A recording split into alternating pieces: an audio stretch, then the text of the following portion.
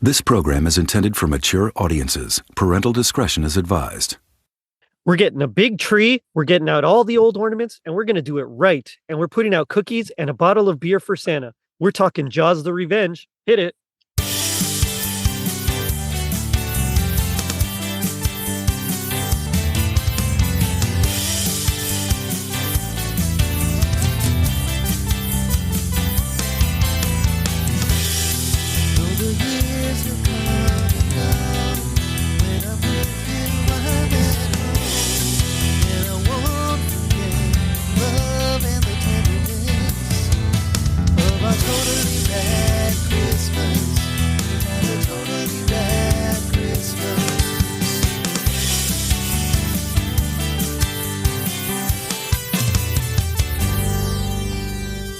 It was 1987. Jody Watley was looking for a new love. Goldie Hawn fell overboard. The fridge was a G.I. Joe.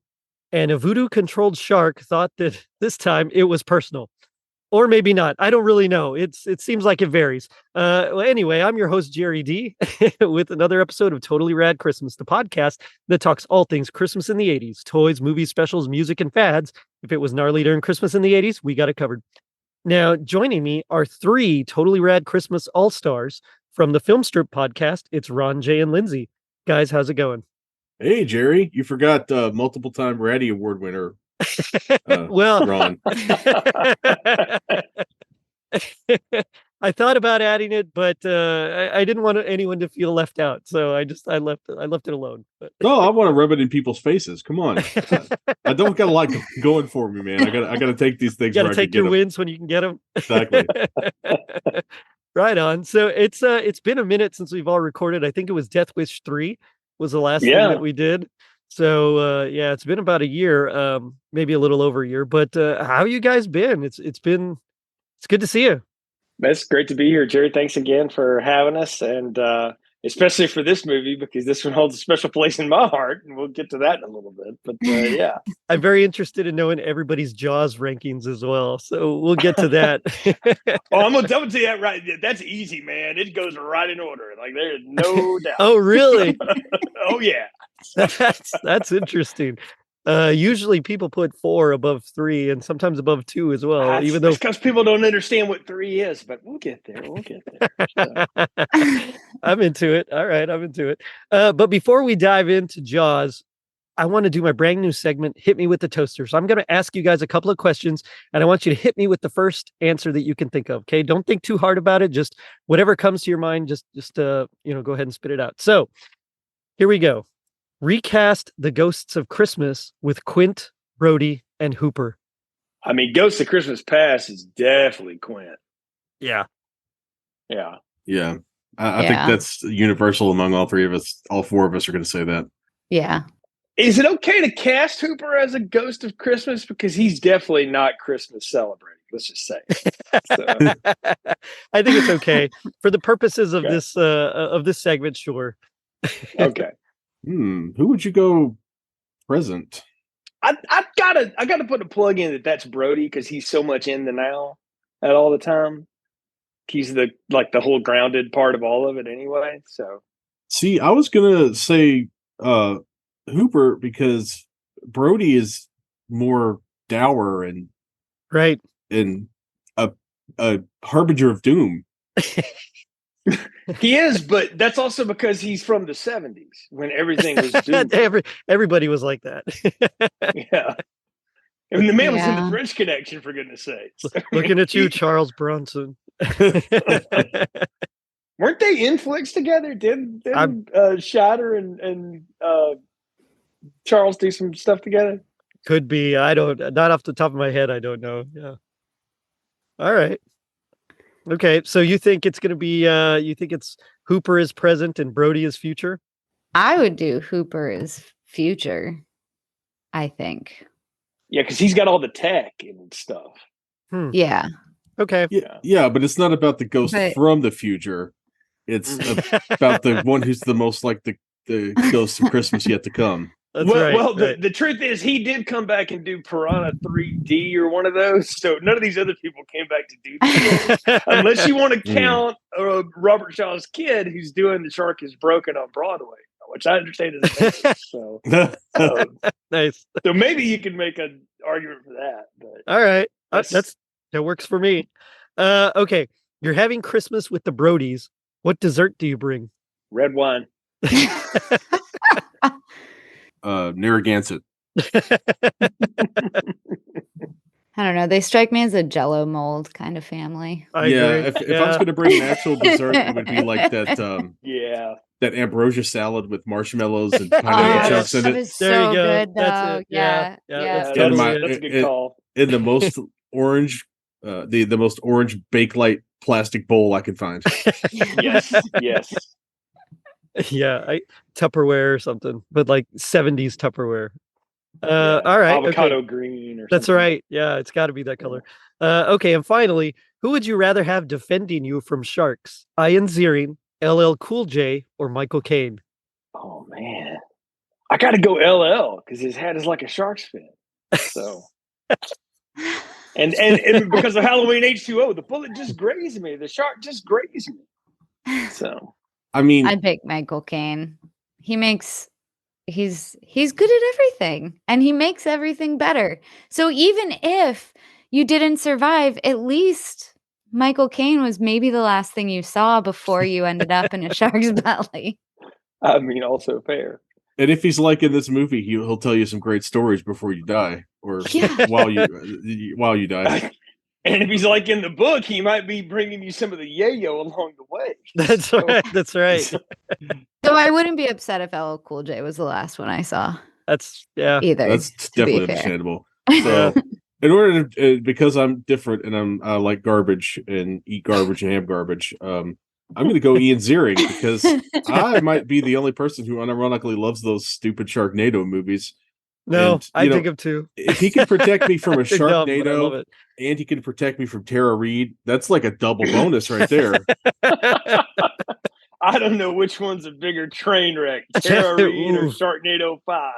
I mean, Close call. I think she's getting her life together, isn't she? I don't know. I don't know. Yeah. I'm All I pretty know is sure I she's- saw a TikTok earlier today with Britney Spears like dancing with some knives, and I'm like, oh no, this is gonna end bad. Oh goodness. But that's just a way for our listeners to get to know y'all a little bit better. So thank you for that. But today we're here to talk Jaws: The Revenge. Instinctively, man has always been drawn to the sea. Its beauty, its mystery, its secrets. But there is also a vague uncertainty, a sense of intrusion into an alien world, where man is unwelcome and completely at the mercy of the most terrifying predator on Earth. Man's deepest fear has risen again. Jaws: The Revenge. This time, it's personal. Now, I usually call it Jaws 4, even though it's not really Jaws 4. That's just like because it was the fourth one out. I usually just throw that out there.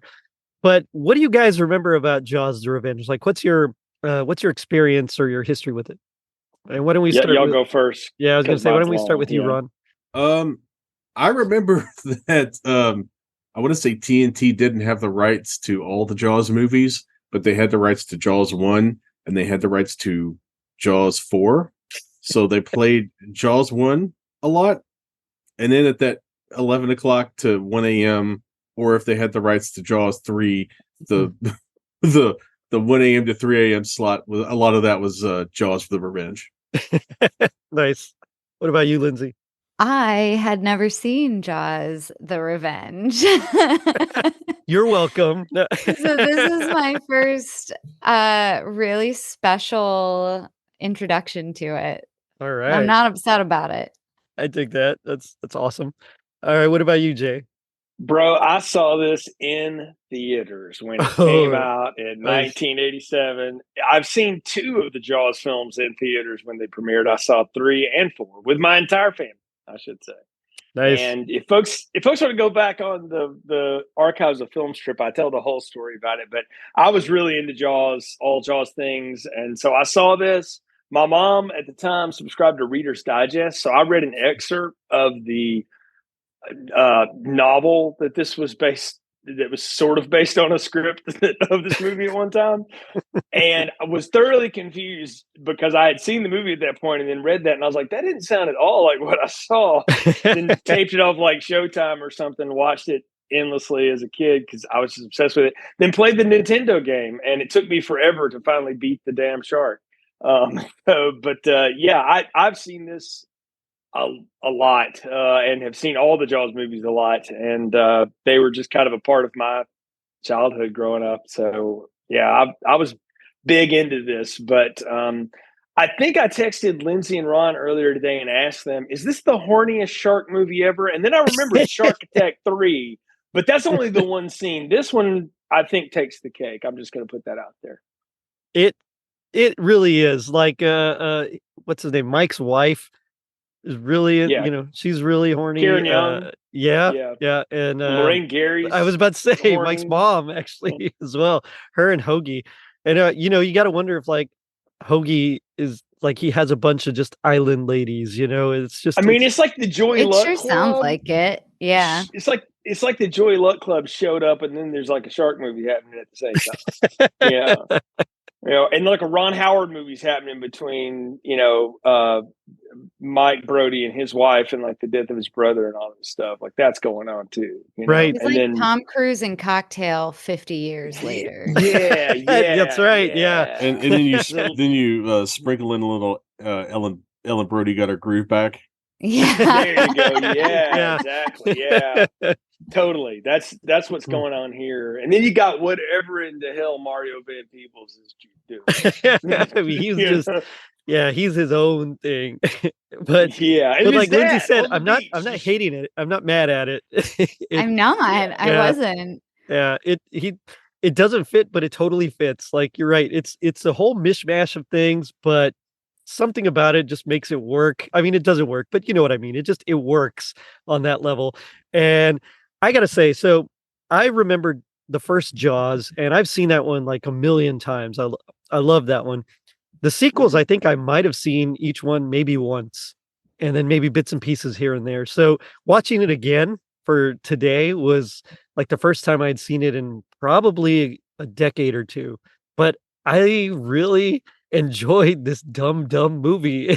I mean, it's completely watchable. That's the funny thing. Like for as goofy as it is, and it definitely is. I mean, like sequels always are derivative of the original. We all can agree to that on some level, right? And the further they get away from the beginning, like the wilder they get. My classic example of that is always like Halloween 6. I mean, the simplest story ever was the guy stalks babysitters, and in Halloween 6, we got druids. And we got like cult action and heavy metal. We got all, and we got a shot jock. We got, I mean, how did we get there? We're like, he has a baby to sacrifice a baby.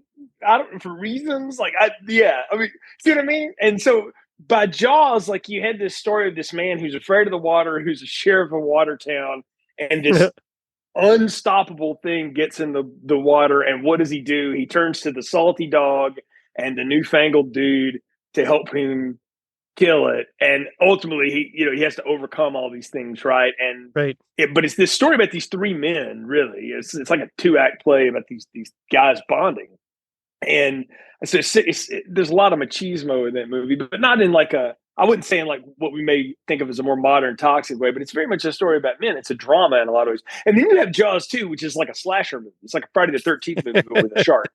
And then you have Jaws 3, which is a 70s disaster movie made in 1983, where the shark is the towering inferno at SeaWorld. That is entirely the fault because Steven Spielberg threatened to leave Universal if they made what they wanted to, which was a parody. Right. And years later, they all said, no, they should have done the parody. And the reason Jaws: The Revenge exists is because Jaws 3 was a flop, which is Steven Spielberg's fault, and because Howard the Duck was a flop, which is George Lucas's fault. So if you don't like Jaws: The Revenge, it's Steven Spielberg and George Lucas's fault, is what I'm saying. And it's probably Wow. Texas's fault too, Lindsey. I was just about to throw that in there, Jay. So, okay, I do have a question. So Jaws 3, it's got, so Michael's there working at SeaWorld, right? But Right. he's oh gosh, It's like an engineer. I completely Mhm. blanked on his name. Dennis Quaid. Dennis Quaid, thank you. I pictured him, I just couldn't see it. I- Yeah, so Dennis Quaid is, and I know they wanted him back for The Revenge, but instead they got Lance Guest. So is it really like a sequel, or does it kind of ignore 3? Because I don't remember 3 that much. I've only seen it like once, maybe 1.5 times. See, this one does what David Gordon Green and Danny McBride decided to do in 2018, and it just ignores everything past the first one. Okay. Like, it technically ignores the second one and the third one, and it's a direct sequel to the first movie. That's why there's no Roman numerals in it. So And it's they a, actually did that on purpose, is that it's supposed to be a direct sequel to the first it's a Jaws multiverse. one. Yeah, in some ways. It makes way more sense as a direct sequel to the first movie, Mhm. for Yeah, sure. because they really do just ignore all of that, to make that work. So, yeah. Yeah, and I think I actually like it like that. I like it better. I don't know how I'd Make- feel. Although I gotta say, I do like Jaws 3, Jaws 3D. It's a mess of a movie. It doesn't really make much sense, but also from what I remember about it, it was fun. Yeah, like the middle 40 minutes when it really is all going like crazy, like Towering Inferno style, Yeah. is great. And I'm not gonna lie, like the performance that Mario Van Peebles gives in this movie is only topped by whatever in the hell Lou Gossett Jr. is doing in that movie. Because it is. But I mean, he is like the original keep the park open no matter what, like money dude. Like, we all banged on the guy that kept the Piranha Park open. What's the? He was Fetterman and Gremlins. Rod, who am I talking about? Oh yeah. I know who. I don't you know, remember his name, but I know who you're talking about. Yeah. Oh, Dick yeah, Miller? so- Dick Miller, yeah, Dick Hmm. Miller, is the reason that all happens in the original Piranha in '78, and all Lou Gossett Jr. is doing is like the more rich version of that. I mean, it's the same thing. It's hilarious, but yeah, it's a hilarious take of disaster flickage. But this movie, like, it tries to be so serious, is what makes it amazing. Right, Jay, right. Jay, if you don't stop talking about the Towering Sharkferno, the asylum is going to call us and buy the rights. Hey, write that check, baby. I got a weekend free coming up. No problem. Towering Sharkferno. We will bang that thing out in an hour. No worries.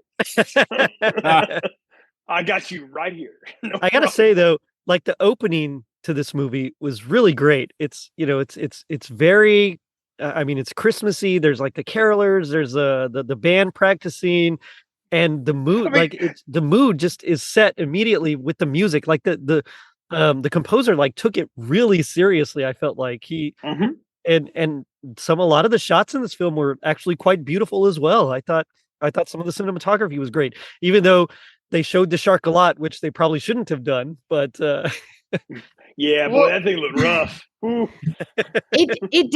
It looks rough. We watched it I think it's on Netflix right now, like in 4K. So we saw it in 4K, and all I could think was, I bet if it wasn't in 4K, it would probably be a lot scarier. I just don't think it was made to be seen in like that high definition. It's like watching old Star Trek from the 60s, and you can see how much makeup they have on their face now. Yeah. And it's like, Yeah. I mean, you had to do that back Mhm. then, but wow, that's rough. Yeah. So yeah, for I'm with you. the caked on makeup, are you talking about the aliens or are you talking about Shatner? Same. Yes. Yes. yeah.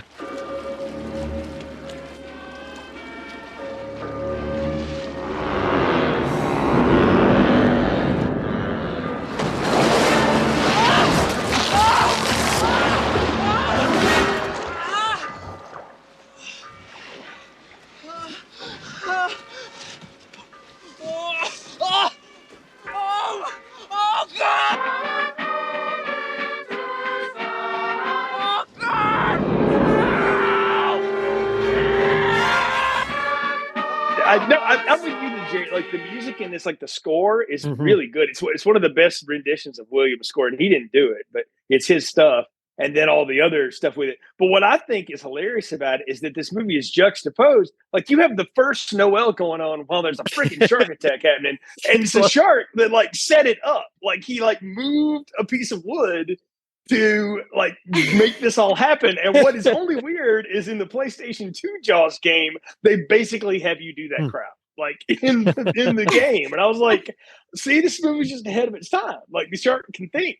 It is funny because Deep Blue Sea. The shark is basically like a serial killer in this one. Like it's not just a shark. He's literally like a murderer. You know, he's out for revenge. I mean, it's just it's incredible. And like I don't know why they thought to do that, but I'm like so glad they did. All this shark needs is a cigar and a Hawaiian shirt. And it's Max, exactly. And it's the Robert De Niro Max Caine Fear. Cape Fear. Yes. Yes, it laughs at you. You're going to learn a lot about loss, Mrs. Brody. You know, and it's got your cross tattoos. No, I'm with it. I think that would work. And also, Ellen Brody is also psychic. All of a sudden, she has like this mysterious psychic link with this shark. Whenever he's about to attack her family, what is that about? So that's the thing I remember the most. Besides the big thing about the novel is the part of it I read in that Reader's Digest bit was like after Sean dies and she walks with his pistol out into the surf in Cape Cod or wherever in Amity and like fires the gun off.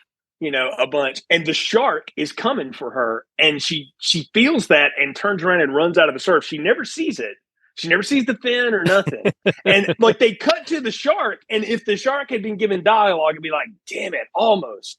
You know, like the shark is like actually chasing her, and you learn later that it's because of like this voodoo thing that will come up. But the shark is given dialogue later on. Oh yeah. That Tom and Jerry roar that we hear.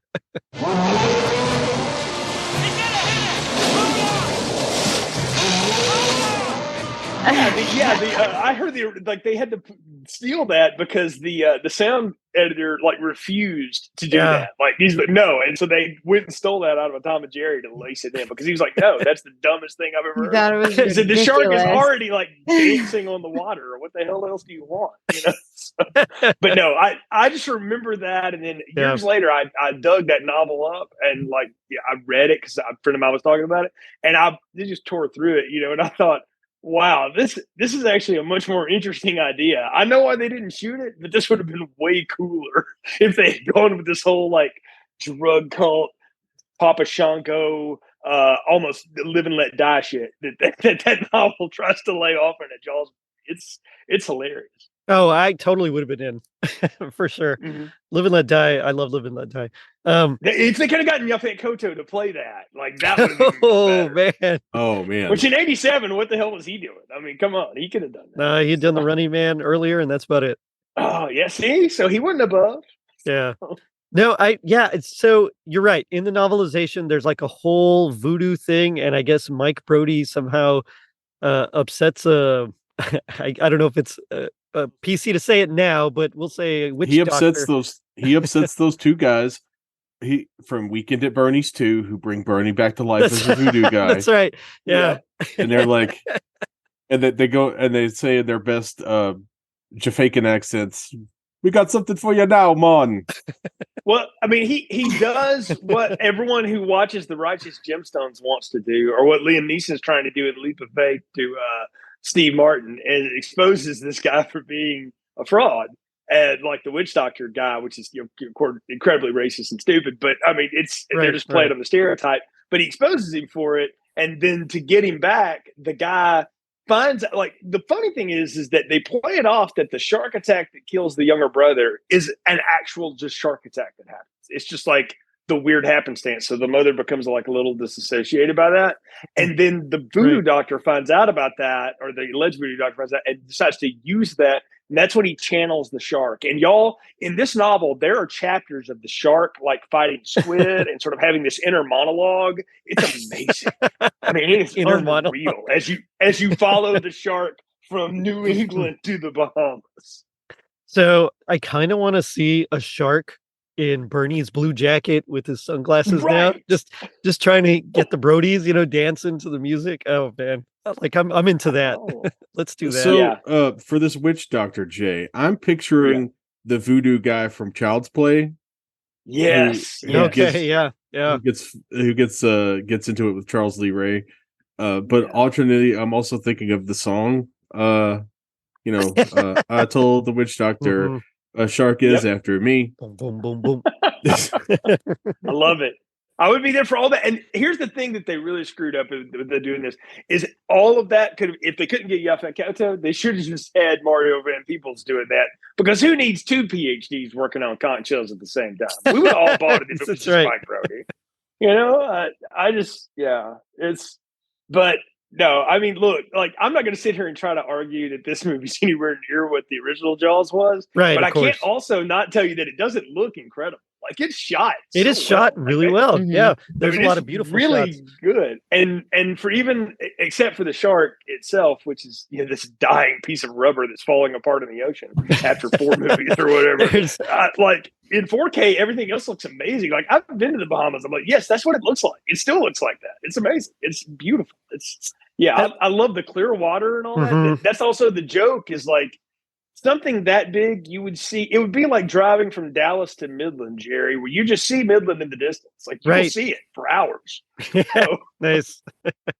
Well, that's like the shot, like that whole sequence when he's escaping the shark. He's he has to escape the sub, and he Mhm. swims through this like that wrecked ship, and the shark is yeah, after the him. Titanic. Yeah, exactly. Yeah, and it's like a James Bond movie almost. It's like Thunderball, there's a lot of turns and it's just underwater, and then all of a sudden he has to improvise something to escape, and so he uses his So he gives air himself tank the bends and kills himself. and that's what I thought too. I was like, how deep is he? And is he getting the bends from that? But you're right. It looked beautiful.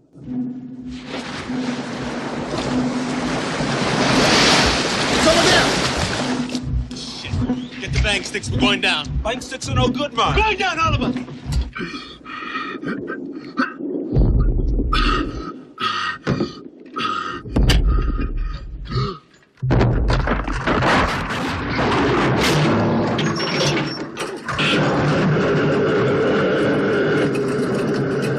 So I was really into that part as well, even though every time they cut to the shark, it was just like, well, okay, I could have done without that. I mean, I think what's neat is that one scene where the shark like almost gets him, but that damn ladder gets in the way. It's like, oh, Yeah. dang. The blueprints didn't show that was there. So, I mean, I got a kick out of all of that. I thought that was hilarious. All right, so we keep shouting out this cinematographer, and his name is John McPherson.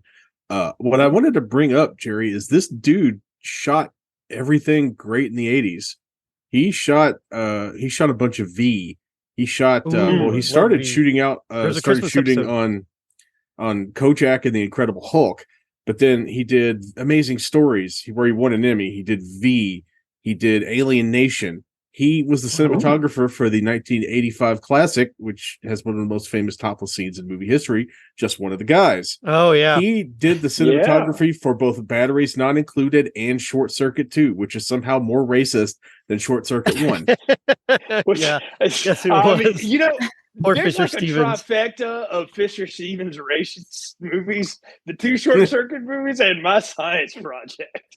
Oh, yeah. I mean, what a hell of an 86 to 88 that guy had. He's just lucky he didn't do that movie where the dude dies himself and goes undercover at the HBCU. Soul Man. Soul Man, Oh, yes. yeah. Shot by horror fame director Steve Miner, by the way, of Friday the 13th 2 fame and H2O fame. So, yeah. Wow. Yeah. Just think, they should have just had John McPherson direct this, and it would have been like he's the guy who did the very famous to me 1991 killer house cat movie Strays. I've never even heard of it. I don't know that one. That's it's Timothy Busfield and Kathleen Quinlan. Oh, Lindsey, next October, I think we found our lead off. it went straight to the USA Network. That should tell you how quality Hey, this you know what? That's good Sounds like quality it's right right up our there. alley, Yeah, Ron. that- Right up our That alley. is Schlocktober. Look, man, that is film strip branded if there ever was. But no, but no, you know what's amazing about this?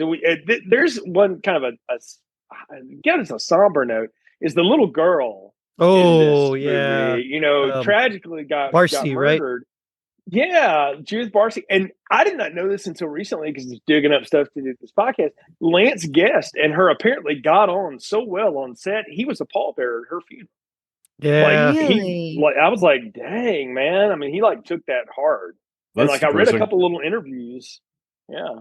So she Yeah. was the voice of Ducky in The Mm. Land Before Time and Anne Marie and All Dogs Go to Heaven, Oh, which were like no. the two Mhm. like best movies I remember as a kid growing up. I watched both of those all the time. Mine is Ducky. Yep, that is what it is. Yep. Yeah, like she's got such presence. That's why you think like, Right. gosh, she would have had a hell of a career, you know, Right. because she was so good. Yeah. Oh man, when she's on that banana boat and the shark's Oh. coming to attack, and I mean, like Uh-huh. you can see the fear in her eyes, and like part of me was like, how is she channeling that? Does she really think it's I mean, I don't know, but she did a great job. I actually had, speaking of Land Before Time, Pizza Hut, they had like these hand puppets, but they were like thick plastic, like vinyl hand puppets. They were so hard to move like as a Yep. kid. But I had the whole Oh. set, and they're still at my dad's house like today. So Oh, that's maybe I'll awesome. I'll bring them over. But yeah, I Yeah. remember I loved The Land Before Time. So yeah, Yeah. when I found out that was her and her dad and her unfortunate death at his hand was just Well, Yeah. you know So- why she was so good, Jay. She was actually Wow. like 10 years old. Yeah, she was a Oh, lot that's older right. than the Right. little She girl was just playing. she was just small. Just like Yeah. tiny for her age? No Yeah, kidding. I like her think- Yeah, I guess so. like her parents Yeah. had actually started giving her like growth hormones before wow. the Mhm. whole Oh, murder. wow. I mean, that's before why she got the- her speech is so well developed and everything. So, Right. Yeah. Because she's a 10-year-old. So. Right. Before she got the Benoit treatment, Mm, Oh. which is really depressing. Yeah. yeah. Yeah, it is. But no, she's really good in this and is not only like cute and everything, but she's for like kids in horror movies, and that's sort of what this is.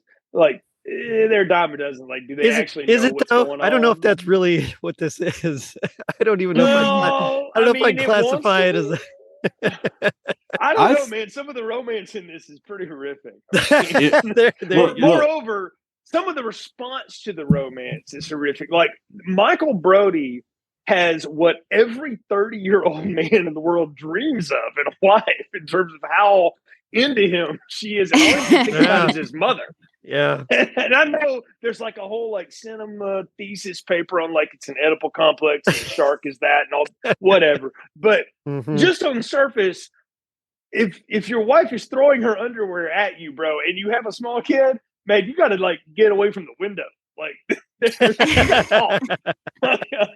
So, That's the I'm weird just thing saying. about this movie is if you take the shark out, it's like it's a John Derek movie. Like yes.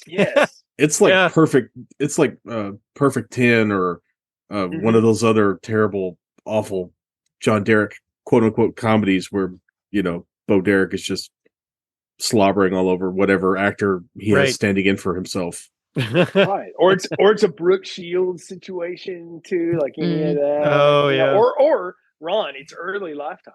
Oh, that is early Lifetime. Yeah, you're right. Lifetime. Yeah. Early Lifetime, which Mm. is what I call like the Silk Stockings era of Lifetime. Oh yeah. So Silk stockings, yeah. That's classic. Yeah. So I did read that they of course wanted Roy Scheider back, and he of course was the smartest guy and said no. But The originally amount that his he character said no. originally his character was going to be the one that was killed in the beginning, Yeah.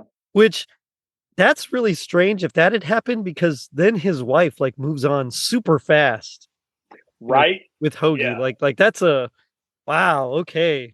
Yeah, My can I husband was say just it- killed a few weeks ago, Yeah. but like You just put up Yeah. a Chiron that says 5 years later, and it's fine.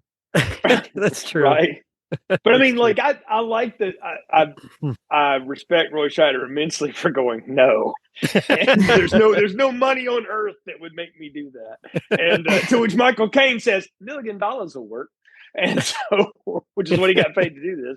But And he was only there for I love, like 7 days, I think, something yeah, like he was that. there like 2 weeks, and I mean, he's told the story 100 times. He's like, I've never seen the movie. I hear it's terrible, but the house that bought my mother is gorgeous. Yeah, So yeah. I don't care.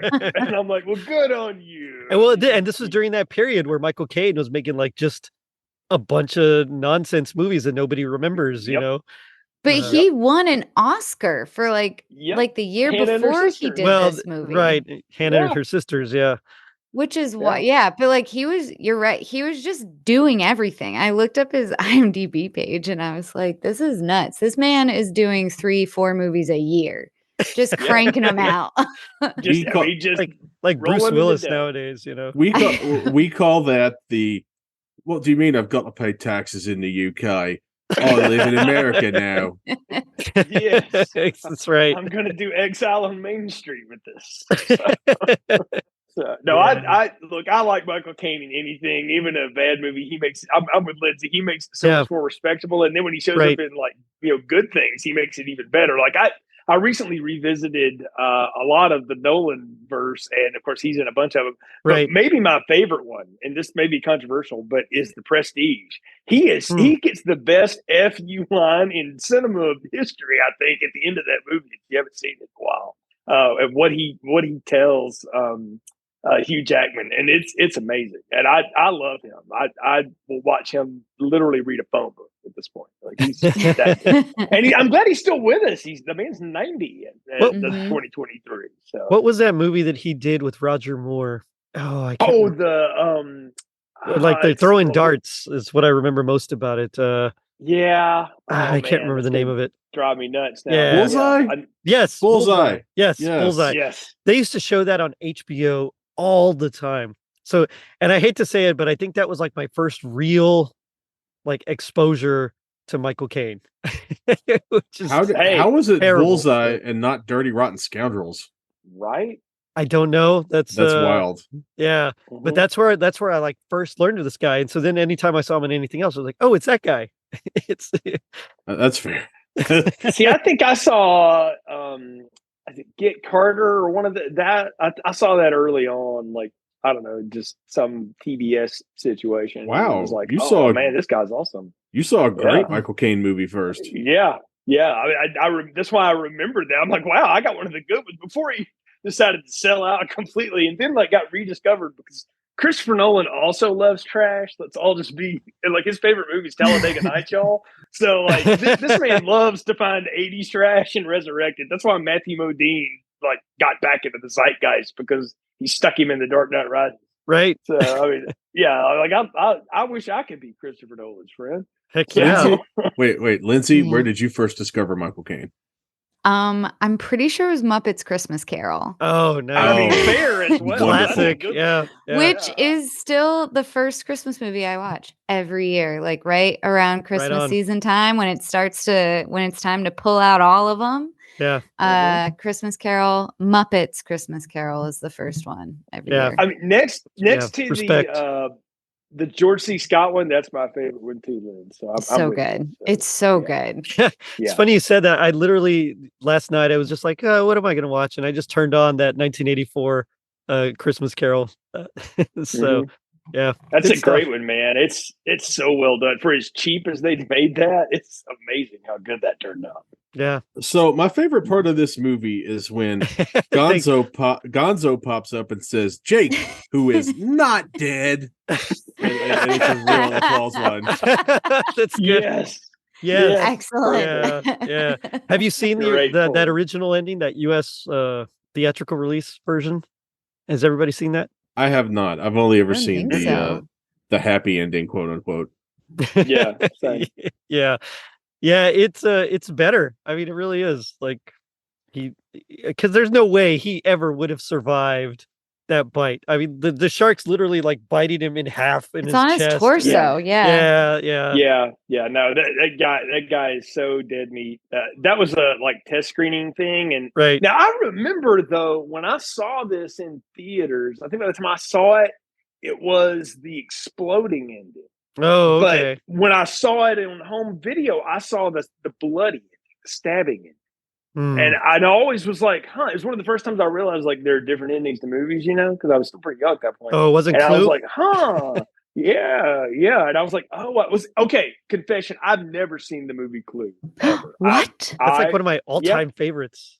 Oh, know. it's I so think I've seen it like good. at least 100 times. Yeah, I never love seen it. that We need to do movie. it on Film Stroke because again, finding something I haven't seen a billion times is Oh the man, fun. it was So, yeah. truly. Yeah, I mean, it yeah. was brilliant. It was I brilliant Agreed. the way they I released love it everybody too. in it. Like Agreed. all the actors in it, I love in different things. I've just never watched that. I've played the game, so I know what it's about. I've just never watched the movie. So it's one of those things. Man. But to the ending of this, like, there's so many questions I have about how we get here. Like, I understand the idea of the strobe effect, like to like track the shark is like this sort of half-ass tagging mechanism, Right. like GPS, That they, LoJack the that shark, they put on the side, right?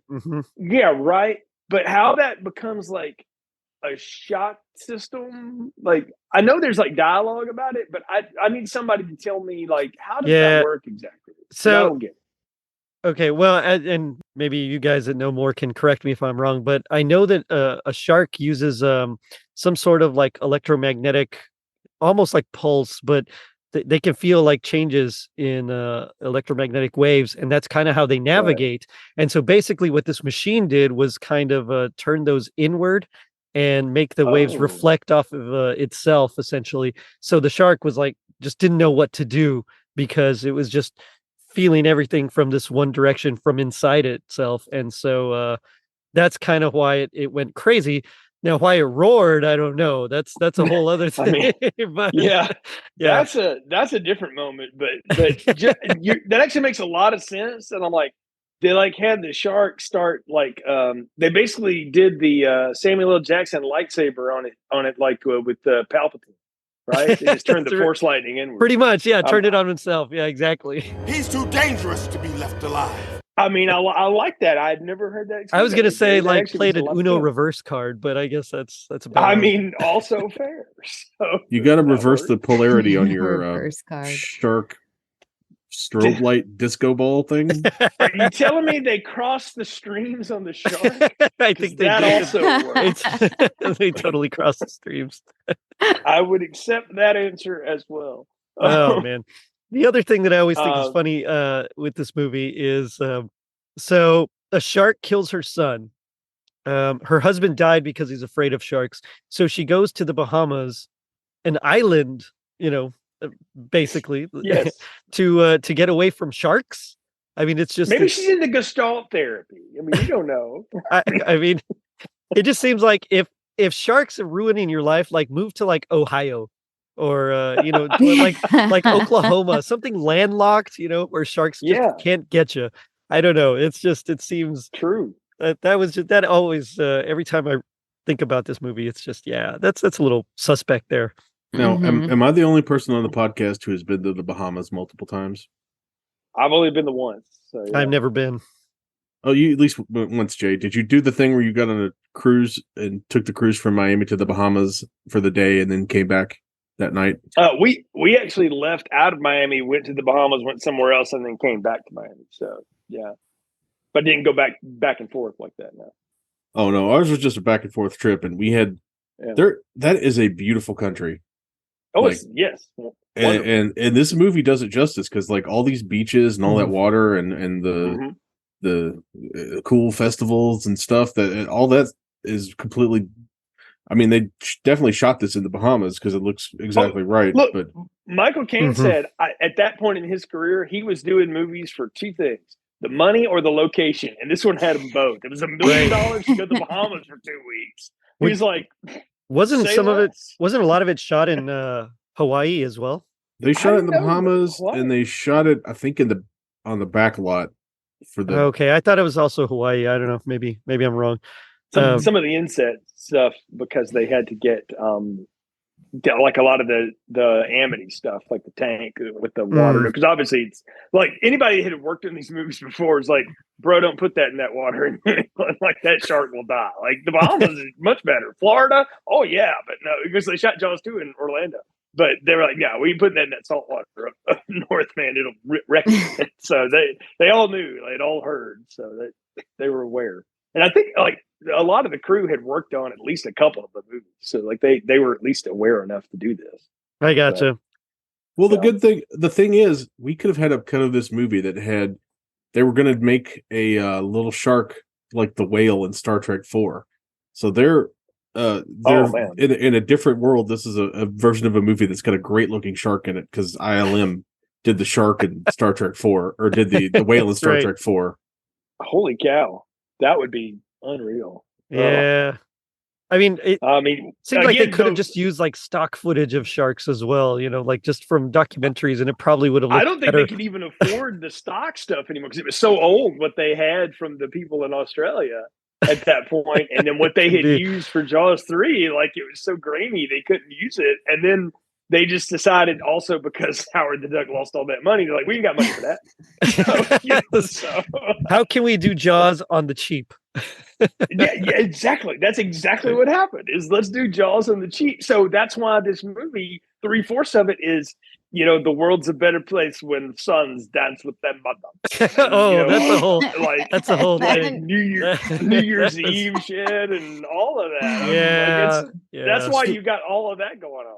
So we're all in agreement that there is a cut of this movie where there's just lots of nudity, right? Oh, totally. Oh, there's a total, blame it on Rio version of this. That's exactly the movie I was thinking of. Yeah, that's amazing. I immediately went to like the uncut Team America version. Don't know why. Could have done the song, but. Now is that with the Brody husband and wife, or is that with Hoagie and Ellen, or is it both? Some combination of all of them? Yeah. Plus, you throw Jake and Lynn Whitfield in there. Why not? You can cover all your bases. Jake. Gonna need your strength tonight, boy. I'm like, oh my god, stop! What are you doing? Okay, his accent was. It was something else. It was like only next level. Rivaled as bad as hers. So, yeah. Well, I mean, like I told you offline, like the director was like, Mario, I don't know if that accent's working. And Mario's like, it works fine, man. You just do your thing. And he was like, he was so afraid of Mario Van Peebles. He was like, well, I guess survived the shark attack. Yeah. And then Mario was like, also, my dad's going to be in this movie, which is why he just shows up on the beach to give that speech when they're dedicating that. Oh, he's like art, the mayor of the town or something, right? That's Melvin. Yeah. He's doing like, get to the point, man, as my wife said. And I'm like, what country are you from? Because it is not the Bahamas. Me, I'm the mayor. Also, can we talk about Michael's wife? I can't remember her name now, Brody. Like Karen Young's the actor. Carla. Yeah. Carla. Can we talk about Carla's artwork? And how shark it is. Like in the book, there's a reason for it because she's also feeling like the psychic waves, but they don't explain this movie. And I'm like, man, that's kind of a wasted opportunity. Like that's some good Lifetime shit, like that's going on with that. I thought it actually looked kind of cool. I mean, it looks like the kind of things you would stick on a public beach in the 80s because nobody cared about sharp edges around children in that decade. Nope, see every playground ever. Right. Yeah. But I mean, really, like, I'm like, she's basically making a shark. And like, there's that one shot where Lorraine Gary looks at it as if she's supposed to know that. And I'm like, that must have been like from an earlier page of the script, because she reacts to it. When they do that shot, she looks at it like Martin Brody looking into the shark's mouth in original Jaws when we get that first big jump scare. Oh, she's making that exact same. Okay, so that reminds me of a whole other thing. Was the random flashbacks, like the sepia tone flashbacks? Yeah, exactly. Yeah, flashbacks to like one thing is to have the kid and the husband playing at the table, like mimicking each other, right? Which is kind of a sweet thing that they do. And she, she saw that. Okay, I get it, but she wasn't there when Brody fired the final shot to kill the shark. Like, where is she remembering that from? Is that also like a psychic vision from her husband or something? Clairvoyant now, I guess. Yeah. I mean, also, Martin Brody did not strike me as the kind of husband that would come home and like unburden that to his wife. Like, I'm sure he Right. never talked about that experience to her. Ellen, It's like, check it don't out. ask Ellen. So- I'm not going to tell you. So there I just know was. that I'm not going to go through that hell again. That's all he told her. The boat was in So, half. I was sinking, but Yes. I mean, he probably fought in like Vietnam or Korea or both of them. So Definitely there's Korea. no way he's Yeah. talking to his wife. No, not That's at all. right. Even when he's drunk, and no, he's not telling that. No, Right. yeah, Right. So I've always dinged this movie for that same thing. I'm like, she has memories of things she was not there for, and there's Exactly. no way that the recollection of it had she been told it, would have been that exact. Because No, your memories are never exact; they're always wrong. I like Lindsay's idea. I think it's like all the psychic stuff. She Yeah. experiences it clairvoyantly now. So Yep. yeah. Her and her daughter-in-law have clairvoyance, and apparently healthy appetites. Enough to actually take a boat all by herself with no plan to go hunt this thing. She doesn't know how to drive a boat. Do you think there's a cut scene from this movie where she goes out like onto a pier or something, and her psychic powers make a bolt of lightning strike the corpse of Jaws, and he brings it back to life? I hope so. I mean, it could have been Frank. It wouldn't have Jaws, I surprised was me on if for it that. was. Yeah. No, I mean they got every other thing in this movie. Why not that too? Exactly. What's sad is we could have had a version of this movie that was written by Steve DeJarnett, who did the excellent movie Miracle Mile. If you've never seen it, it is one of my favorite movies, and who also did another one of my secret favorite movies, Cherry 2000. Oh, yeah. That's a great movie.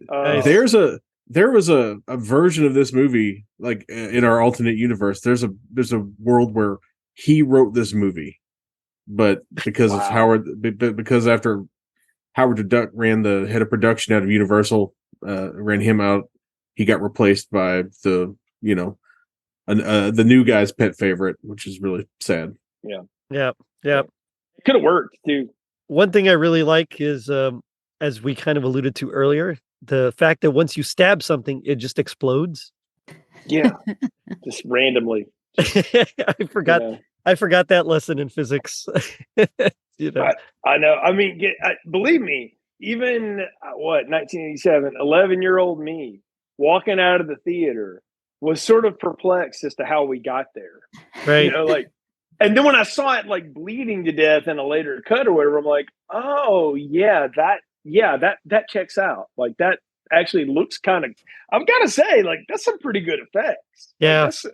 That shark is bleeding hard. I'm surprised this didn't get away with an R rating at that point. Because by 1987, the MPAA was freaking out about stuff like this. So I guess because it's such a wholesome love story at its central, they let it go. Between a boy and his mom. Well, there are a couple of those moments in this movie where I'm like, they look like they're about to make out. There really were when they're dancing on the all floor. romantically. Yes. Yeah, that was something and that else. slow jam, like that slow jam 80s like couple skate song is going on.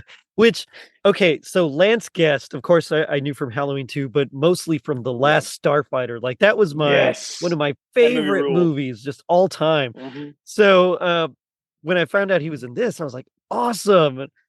And he just doesn't have quite the same, and I get it. I mean, he's been through trauma, he's coping, whatever. But like, it's just, he doesn't have the same energy that he has like in The Last Starfighter. It's just you're missing some of that light behind the eyes. I can only think that, you think Halloween 2 and Last Starfighter, where this is very much a clearer like through line to what we're trying to get at in those movies. Right. And where all the things that they were trying to do in this movie, that he was just confused. Just like, what am I supposed to be again? Because there's times when he looks at his wife like he wants to kill her, and there's other times like he doesn't want to kill her. He definitely wants to do something else with her. And you don't know which emotion's about to happen, but he always looks at his mother like he wants to have sex with her, which is amazing. I mean, that's a performance choice, and I don't know how he got that off of what's there, because it's not in the book and it's not necessarily in the script. So I don't know, like, what his actor's secret was. Or he was just really into Lorraine Gary. I don't know. I was just gonna say, maybe he really was into her and he just couldn't mask those feelings. Maybe it could be. Nice. Like I say, I couldn't. I don't know where that was coming from for him, and I don't know where he was getting that impetus. Because it's okay, young Master Brody. Is that Hoagie doesn't mind sharing. This is the most dignified accent there's ever been. That's not a good. That's pretty good. Right? Michael Caine. Young Master Bruce, why do we fall in love with our mothers? So that we can save them from the sharks. But it does make me wonder. What would you guys say is your happiest memory or moment with this film? I'll go first because mine was so recent. Sure. My happiest moment was cozying in on the couch because the weather's breaking, so it's cold here with like our little fake TV fire going. Oh, nice. With my husband and watching 15-20 minutes or so of the movie and realizing we were watching the wrong Jaws. And then and then going to Jaws the Revenge and starting that. What were you watching? Which one?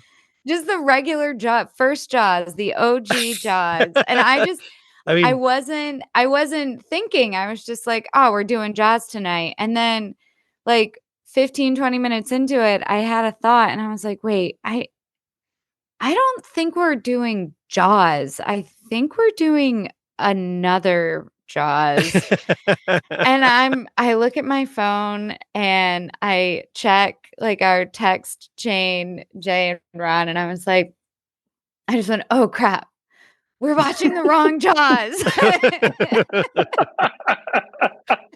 Oh, oof.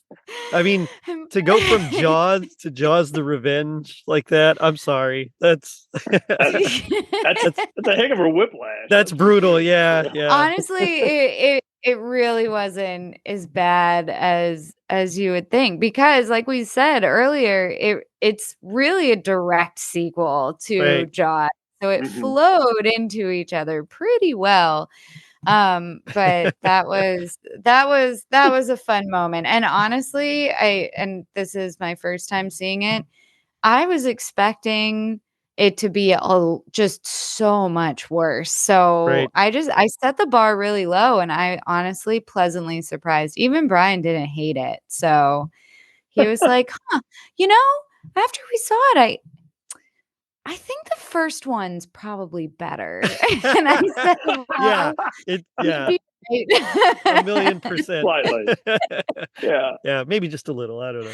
But he watched it. He took it like a champ. He sat down and watched it, and it was great.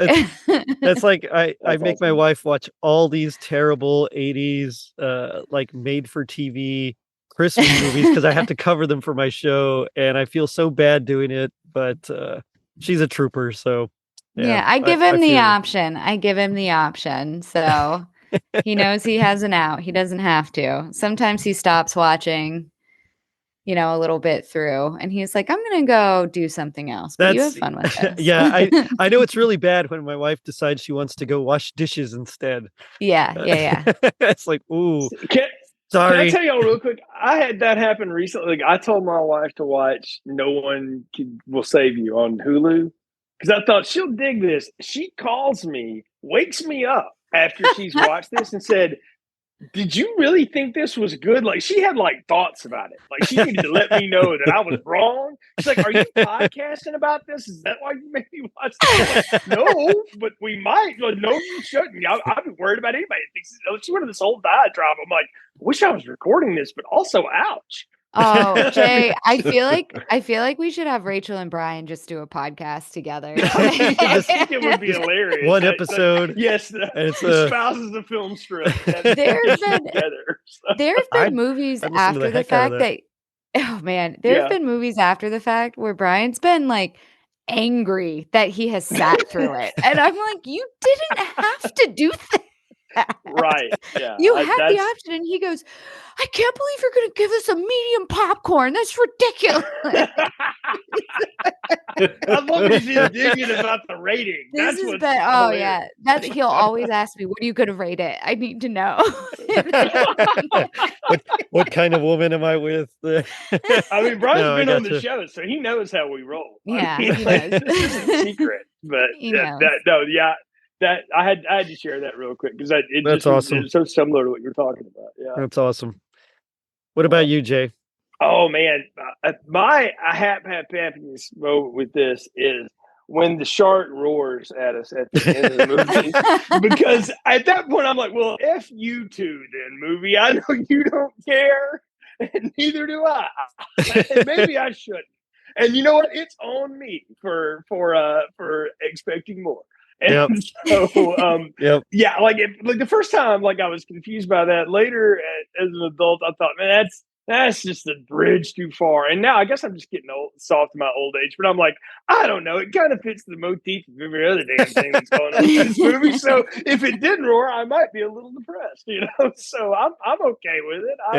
But yeah, that's mine. Is when the shark roars, I'm like, well, we have just jumped the train into we've jumped all the sharks to get to that part of Crazy Town. Yeah, like the Fonz has nothing on that moment. So Right on. when the shark roars. And it's like you got music pumping and close-ups on Lorraine Gary not knowing how to drive a boat, and and Michael Caine going, "She's gonna hit it," and I'm like, "No shit." So that's my happy. Right on.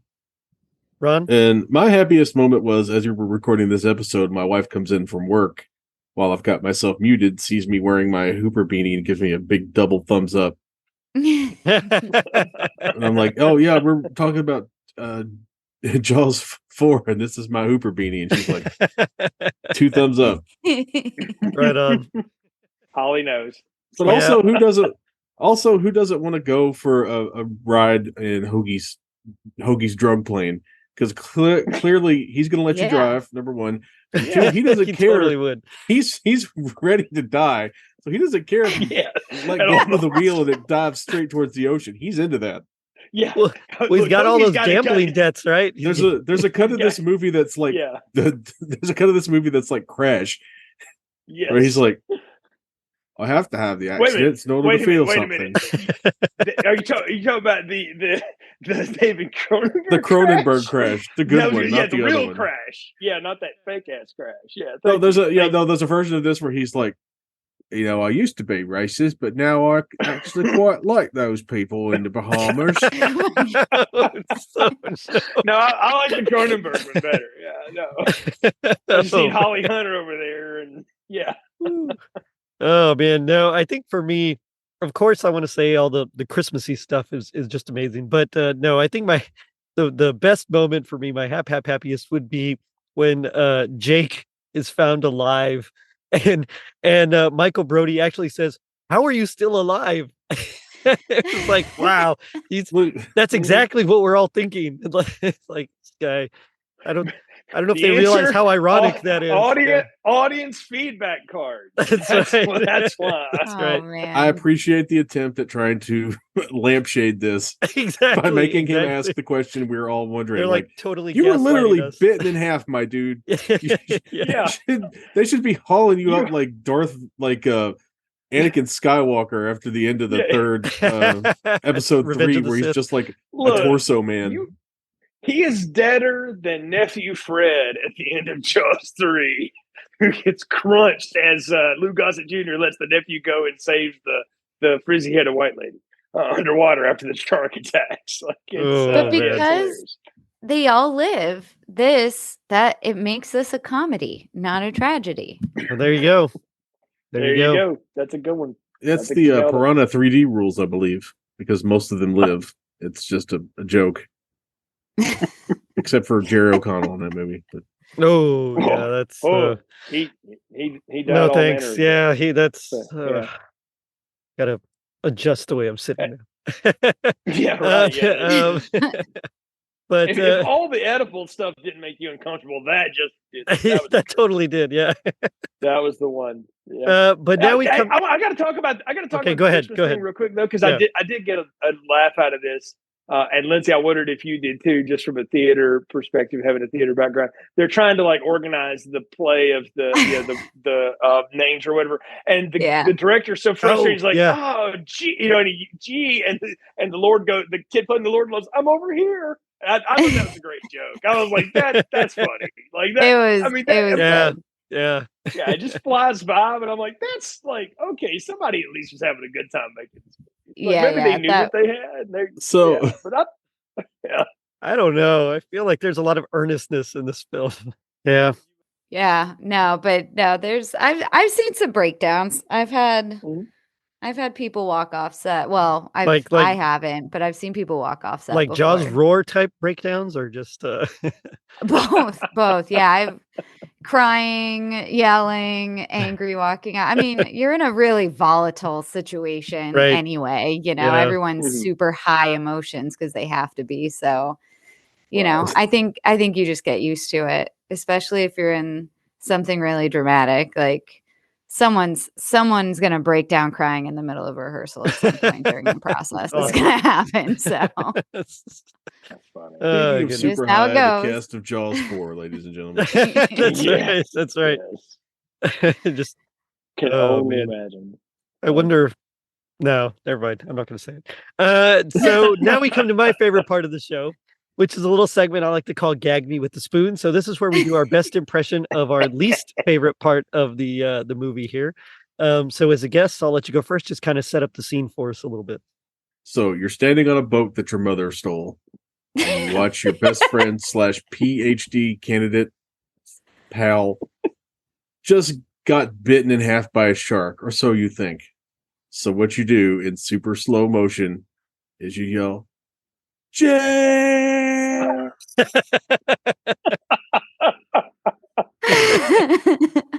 I love it. Good. Yeah. Go, Liz. Oh man. Okay. I couldn't decide which one to pick, but picture this. You're a shark just swimming around, minding your own business.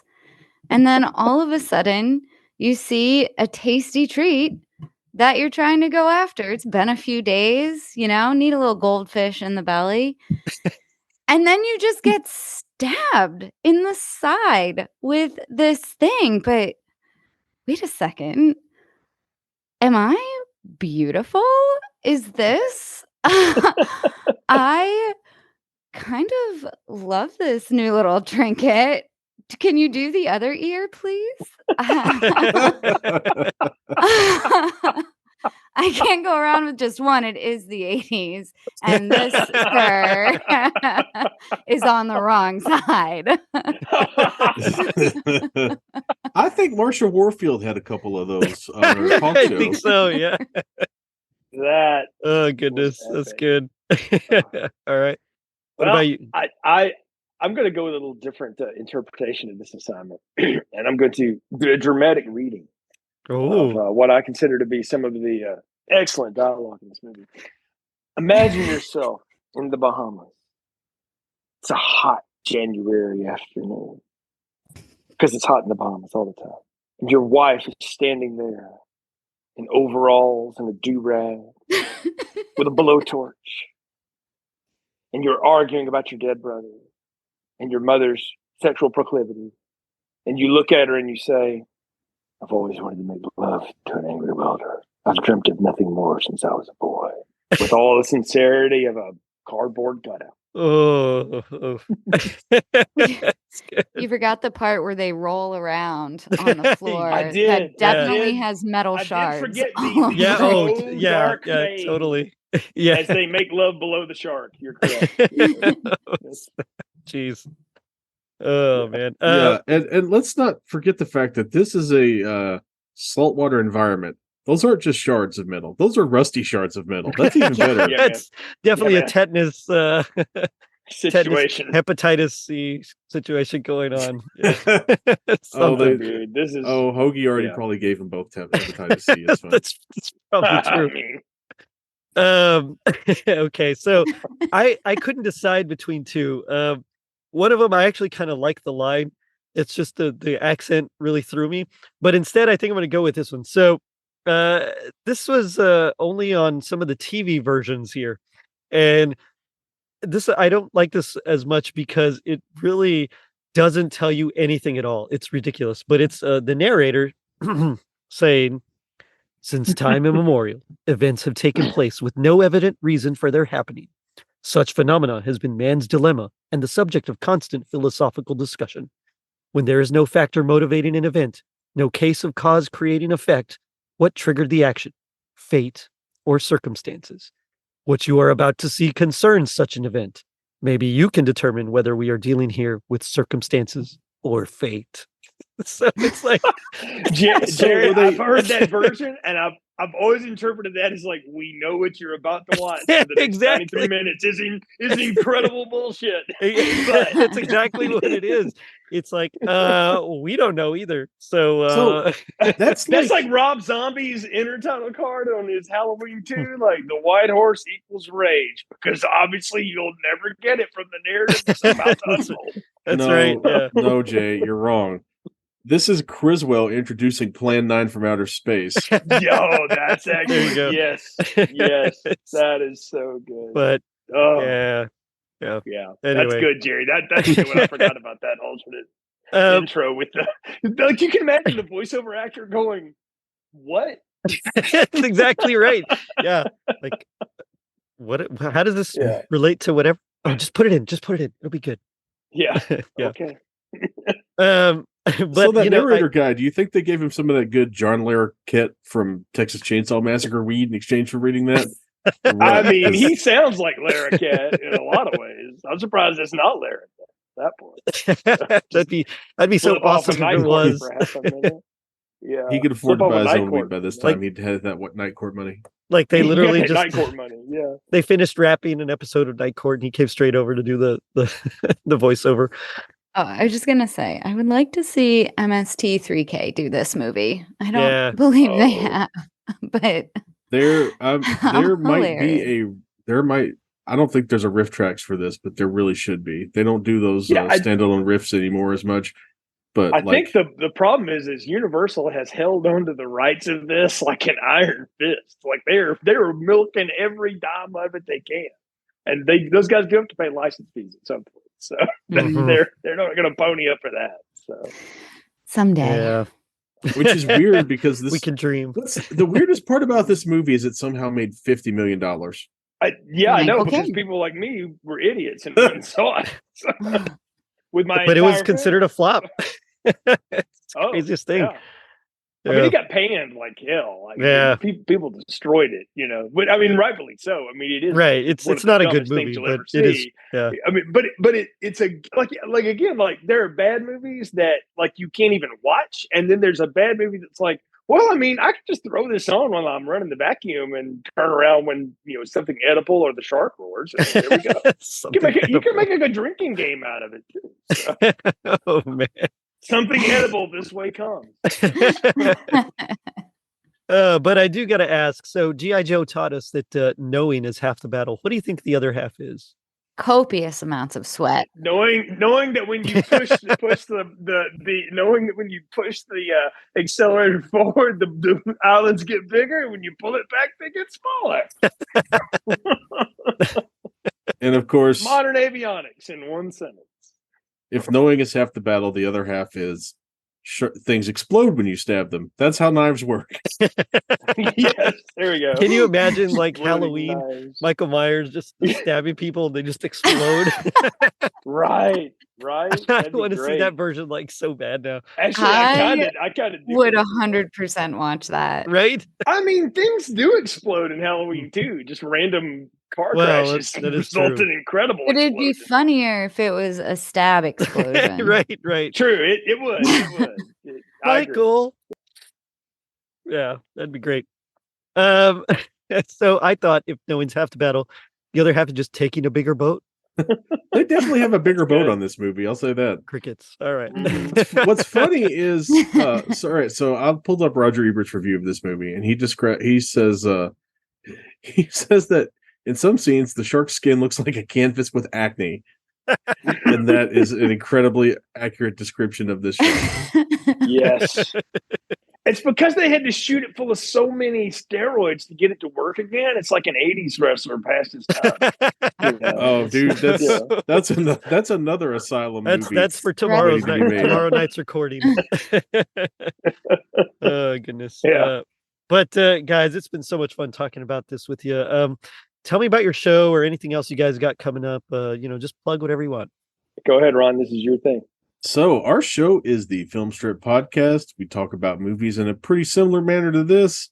We go on fun tangents and weird digressions. I'm known pretty well for my ridiculous plot summaries of movies. So you can find Film Strip Podcast on the internet wherever fine pods can be casted. And also we're on all the social media at Film Strip Pod. Instagram, X, Facebook, probably gonna make a Blue Sky this week because I've got nothing better to do and I've got like 5 Blue Sky codes. It's we're out there. So like us and check us out, and we've got some good Jaws content out there for you. Yeah, we do have all 4 Jaws films in the archives. Nick and I did those several years ago together, and Spring Break, is it Spring Break Shark Attack? No, are you gonna do? Did you do that one? What's the other one? Santa Jaws? Is that? All right. So right now we're in the middle of our annual Shocktober, where we take somewhat horrific films, sometimes because of not the subject matter, but the production quality, and bring them on. But this year we decided to do Shocktober with a load of guests. So we've had our friend Gory Corey from Fangoria come on. We've had our friend Kelly Brick from all kinds of true crime podcasts come on and do a show with us. We had Brian, who's sort of like emeritus at this point, but he came on and did a movie called The Velocipaster with us, which may have the most unique, may have the most unique plot summary we've ever done. I'm just gonna leave it at that. VFX missing. Yeah, and we've also Jerry, you're also going to be on doing some Night of the Crypts with us. So nice. All that is that film strip. So yeah. But yeah, that's the kind of stuff that we do that, and then we'll turn around and do something like The Sandlot, or we'll do Stanley Kubrick movies. We do good stuff occasionally. Just Blues Brothers. We did Blues Brothers. We did the Blues Brothers, yes, and then we did Silent Night, Deadly Night 5. So I mean, nice. Which I'm still waiting for the Krull episode. I mean, I call dibs. It's always on the list. Yeah. Oh yeah, we got you down for that. we got to get you on for Krull, and we got to get Liam O'Donnell, if he's not busy making actual movies, to show up for Conan the Barbarian. If we can't get him, Carmelita Valdez McCoy will come on and do Conan all day, man. She's all about that Conan shit. So I think we've just found a theme month. I think I can feel that coming. So it's called Greasy Swordsman. Oh man! If only it was a month with 3, and then we could do Red. You got like Hawk the Slayer, Deathstalker. I mean, there's some great. Oh ones man, out we're there. gonna do that. Sword and the Sorcerer. I mean, there's like Dragon Slayer, man. You got to go way back. Dragon Slayer's great. Going on. Yeah, I love that. Though that video game's hell. So which has nothing to do with it. Yeah. Right. Yeah, no relation. But yeah, it's hard. So hard. Yeah. But anyway. I lost a lot of quarters with that. But. No, I knew better. I saw people dying like left and right, so I was like, no thanks. You're a wise man, Jerry. So yeah, Film Strip. Go check them out. Fun stuff, and you'll get some a whole range, a whole slew of movies that are just fantastic, and with some great folks. So thank you guys again for coming on. Hey, thanks, Jerry. It's always a good time. On that note, I'll end it by saying, sounds better than when I was a shepherd. So check us out on our social media pages, which you can find at linktree.com/totallyradchristmas. And if you're feeling like Roy Scheider opting out of this movie, leave us a review on iTunes. It helps us reach more people and spread some rad holiday cheer. Now, don't forget to check out our merch shop on TeePublic and our super dope website, totallyradchristmas.com. Merry Christmas to all, and to all a safe night. Later, dudes. Hey, how come you get to leave early? because my desk is closer to the door. I don't think that's funny. A big one. A small one. Your brother's not going to be Merry here. Christmas. Merry Christmas, Jim. Merry Christmas, Get in on Mayor. time Thursday night. All right, Okay. we'll be there. We are getting a big tree, and we're getting out all the old ornaments, and, And we're we're gonna hanging do it stockings on right. the mantle. And we're putting out And we'll cookies have and a eggnog. bottle of beer for Santa. All right, we'll do it all. All right. Tiffany, do you have any idea what a madman you're marrying? Yes, I do. I gotta go check in. Okay, See you later. Love you. bye. Me too. Don't be late. Yeah.